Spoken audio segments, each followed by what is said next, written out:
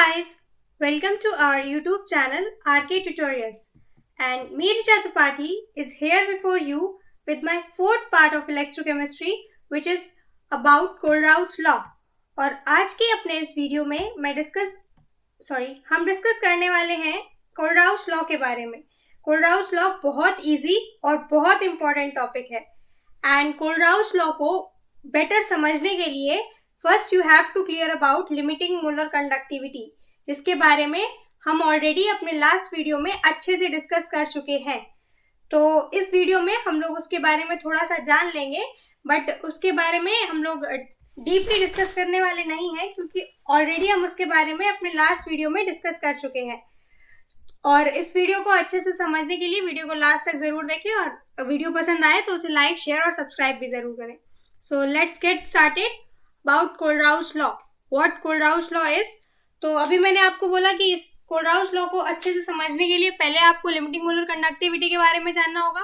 तो limiting molar conductivity क्या होता है कि जब किसी सॉल्यूशन की कंसंट्रेशन इनफाइनाइट हो जाती है, मींस उसको डाइल्यूट करते करते जब उसकी डाइल्यूशन प्रोसेस इनफाइनाइट हो जाती है, तब जो कंडक्टिविटी प्रोड्यूस करता है वो सॉल्यूशन, वही उसकी लिमिटिंग मोलर कंडक्टिविटी होती है। ठीक है, इसी पे बेस्ड कोहलराउच ने अपना एक लॉ दिया था। वो लॉ इस टाइप से था कुछ कि the limiting molar conductivity of a electrolyte can be represented as the sum of individual contribution of anions and cations of an electrolyte. Means अगर किसी इलेक्ट्रोलाइट की लिमिटिंग मोलर कंडक्टिविटी को हम लोग ऐसे रिप्रेजेंट करें कि जितने नंबर ऑफ कैटायंस प्लस जितने नंबर ऑफ एनायंस, मींस जब कोई सॉल्यूशन जो कि अपनी लिमिटिंग मोलर कंडक्टिविटी पे पहुंच चुका है, उसमें जितने नंबर ऑफ कैटायंस हैं और जितने नंबर ऑफ एनायंस हैं, उसका जो टोटल सम है वो लिमिटिंग मोलर कंडक्टिविटी ही रिप्रेजेंट करता है। ये कोहलराउच का कहना था।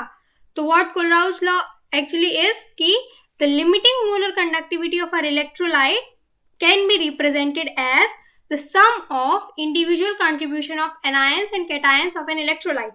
ठीक है, मतलब लास्ट वीडियो में हम लोगों ने पढ़ा था कि लिमिटिंग मोलर कंडक्टिविटी क्या है कि जब किसी सॉल्यूशन की कंसंट्रेशन इनफाइनाइट हो जाती है, मींस उसको जब हम लोग डाइल्यूट करते हैं तो उसकी डाइल्यूशन करते करते जब इनफाइनाइट डाइल्यूट हो जाता है वो, हालांकि ऐसा होता नहीं है, कंसंट्रेशन अप्रोचेस जीरो हम लोगों ने पढ़ा था। ठीक है, means about to zero, not completely zero. ठीक है, तो जब उसकी कंसंट्रेशन अप्रोचेस जीरो होती है, तब जो कंडक्टिविटी वो सॉल्यूशन प्रोड्यूस कर रहा होता है वही लिमिटिंग मोलर कंडक्टिविटी होती है।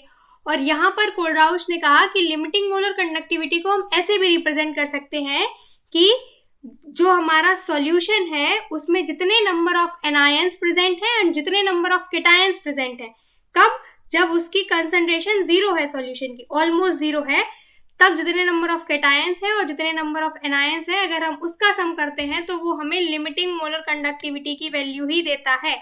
ठीक है, और in general if an electrolyte on dissociation, अगर कोई इलेक्ट्रोलाइट डिसोसिएट करने पे, मींस सॉल्यूशन में मिक्स करने पे अगर म्यू टाइम्स कैटायंस दे रहा है एंड म्यू टाइम्स एनायंस दे रहा है, तो उसकी लिमिटिंग मोलर कंडक्टिविटी को हम लोग ऐसे रिप्रेजेंट कर सकते हैं। This is mathematical part of Kohlrausch law.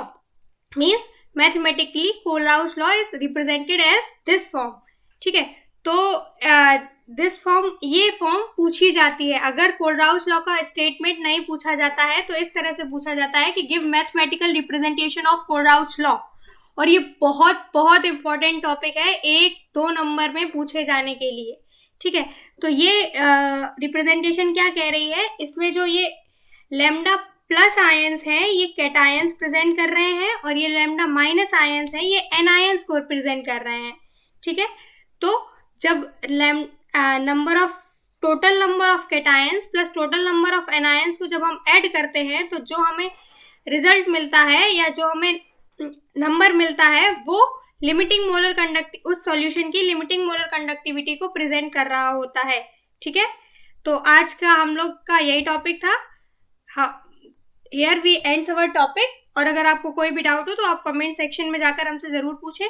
Thank you for watching our video. Video पसंद आई हो तो लाइक शेयर और सब्सक्राइब भी जरूर करें। Once again thank you.